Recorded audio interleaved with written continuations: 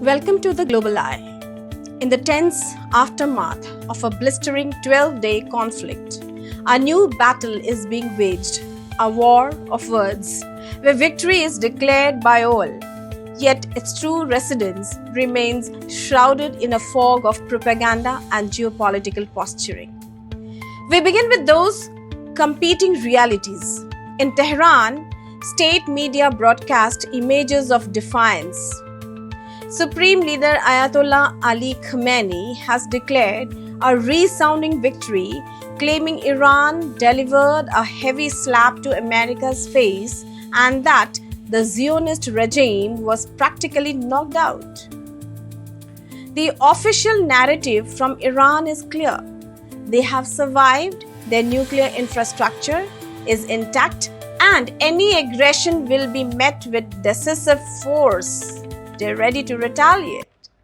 In a bold claim and one that finds surprising, if partial, corroboration from some corners of the US intelligence community, leaked assessments suggest that while damaged Iran's nuclear program was only set back by months, not years. But that is not the narrative emanating from the White House, President Donald Trump. President Donald Trump has been unequivocal here, obliterated. That was the president's word of choice. He insists America's strikes were a total and complete success that saved the world from a nuclear Iran, an assessment publicly supported by his DNI and CIA director. Meanwhile, Israel, the nation that initiated the offensive, is celebrating its own historic victory.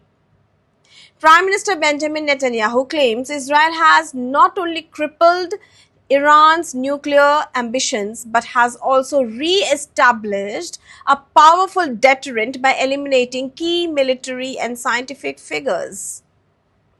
So we are faced with three declarations of victory, each built on a carefully constructed narrative.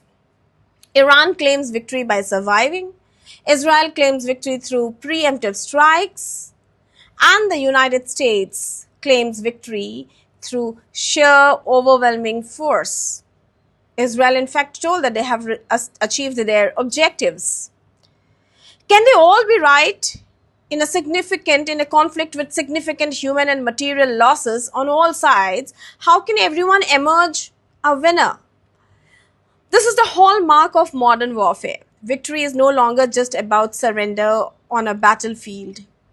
It's about achieving your strategic objectives and perhaps, more importantly, successfully convincing your audience that you have done so.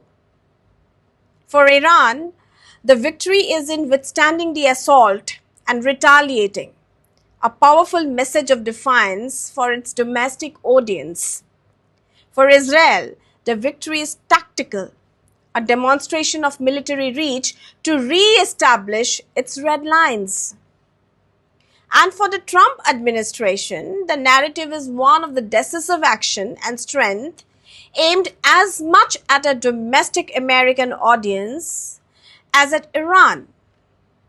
So if everyone is winning based on their own story, who is actually losing?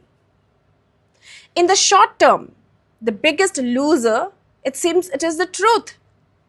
The deliberate muddying of the waters makes it incredibly difficult for anyone to understand the real consequences of this entire conflict. In the long term, the losers are those living with the consequences, the families of the deceased, the communities impacted by the strikes, and the world now facing a more volatile and unpredictable security. And this leaves us with a series of critical questions.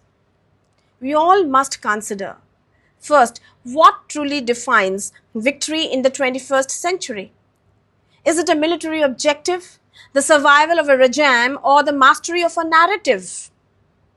Second, When leaders declare victory in the face of demonstrable loss and suffering, who are they trying to convince and why? Third, in an age of rampant information warfare, how can we as global citizens find a ground truth? Or are we destined to exist in echo chamber of our own preferred narratives? And finally, if a conflict can be fought to a standstill where all sides can spin a tale of success, what incentive is there for any nation to pursue genuine lasting peace over the victory of a perpetual low-grade war? These are the questions that will linger long after the last missile has been accounted for. The war between Iran and Israel may be over.